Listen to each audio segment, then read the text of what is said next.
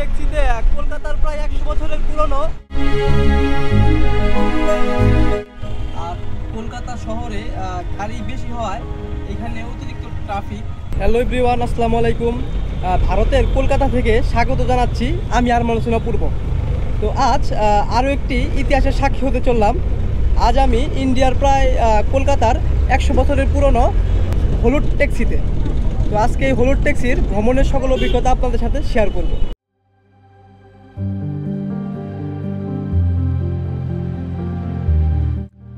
ভারতের বুকে এক টুকরো বাংলা এই কলকাতা।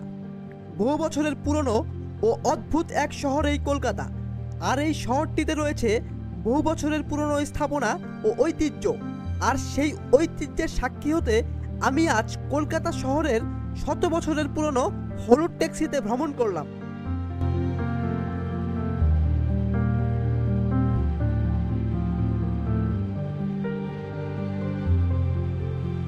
কি নেই এই শহরটিতে! এখানে আপনি অল্প টাকায় খেতেও পারেন, আবার মন ভরে ঘুরতেও পারেন, কিংবা সাক্ষী হতে পারেন অনেক ঐতিহ্যর।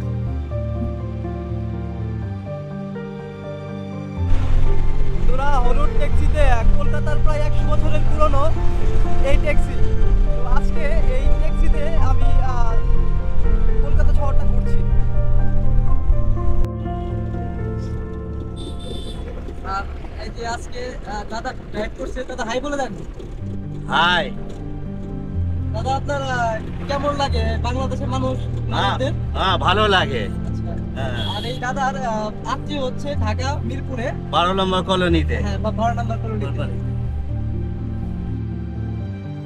আর বন্ধুরা, এটি হচ্ছে লেনিন সারণীর এসপ্ল্যানেডের টিপু সুলতান মসজিদ এরিয়া।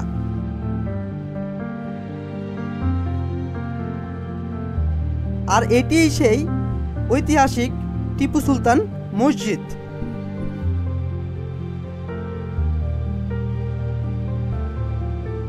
আর কলকাতা শহরে গাড়ি বেশি হওয়ায় এখানে অতিরিক্ত ট্রাফিক। আর এই হলুদ ট্যাক্সি কলকাতা শহরের একটি ঐতিহ্যই নয়, এটি শহরের সৌন্দর্যকে বাড়িয়ে দিয়েছে কয়েক গুণ।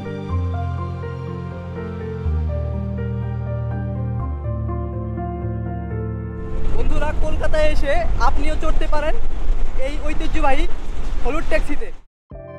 আর এটি হচ্ছে সেই চাঁদনি চক মোবাইল মার্কেট, যেখানে সস্তায় মোবাইল অ্যাক্সেসরিজ ও সামগ্রী পাওয়া যায়। আর এই পাশ দিয়েই আমি চলে যাই মির্জা গালিব স্ট্রিটে।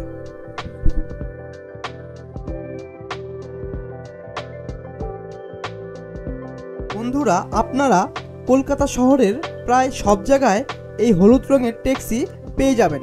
আর ট্যাক্সিতে ভ্রমণ করতে চাইলে অবশ্যই ভালো করে কথা বলে দামাদামি করে এই ট্যাক্সি ঠিক করে নেবেন।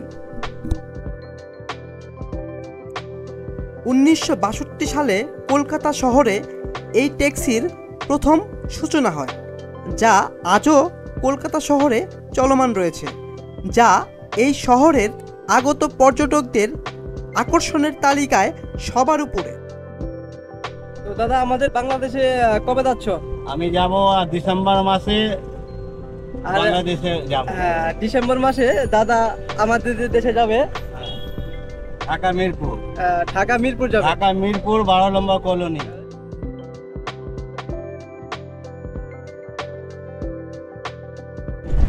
আর বন্ধুরা, আজ কলকাতার হলুদ ট্যাক্সি থেকে বিদায় নিচ্ছি।